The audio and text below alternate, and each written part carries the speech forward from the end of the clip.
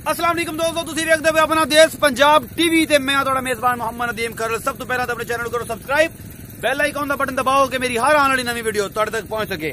दोस्तों ते बेलियो, अज तुहाडे वास्ते एक अनमोल हीरा, छोटे छोटे सिंगां वाली चूरकुंडा सिंह, मुठ मुठ दा थन, बरमा चड्डा, सारा कुछ, बड़ी सोहनी दुसर झोटी ते बंदा भी तुसीं जाणिया पहचानिया, मरहूम राय हसन बम्मू दा छोटा वारस, छोटा खान।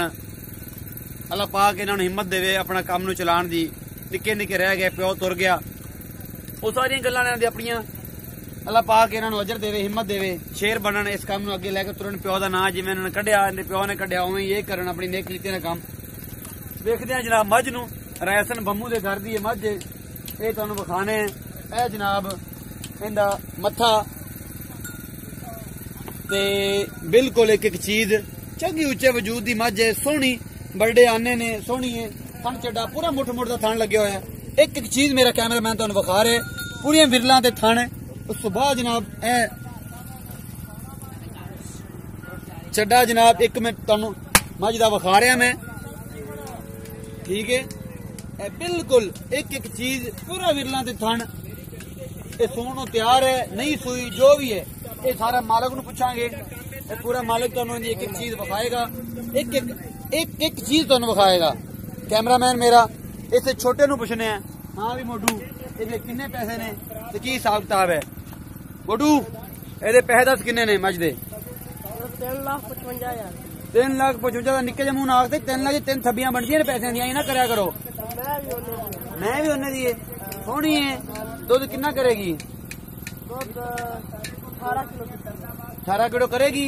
उधर वेख के दस, 18 किलो पक्की गल है? वे ना कीती ते पैसे देने उन्होंने? पक्की गल है। किन्ने दिन लगी सोन नूं? सुई सुई मगर की है? मगर कट्टी है। हुण बोल दुध किन्ना करदी पई है? झूठ ना बोली। 8 किलो सी चोत है ते आई होनी है।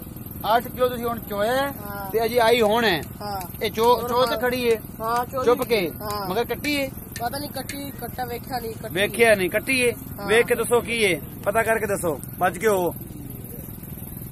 माजी तेरी सोहनी है, लेकिन पैसे भी तो बहुत मंगने आते जी सामत के हिसाब नाल। मैं चंगी है ना। मैं चंगी है। हाँ। बड़ा रेट मारे वैसे यार कट्टिया। मैं चंगी है ना। पूरा विखा यार दोबारा वजूद। पूरी छोटी है कि तू जण बुलबुल दा बच्चा है, बुलबुल दा।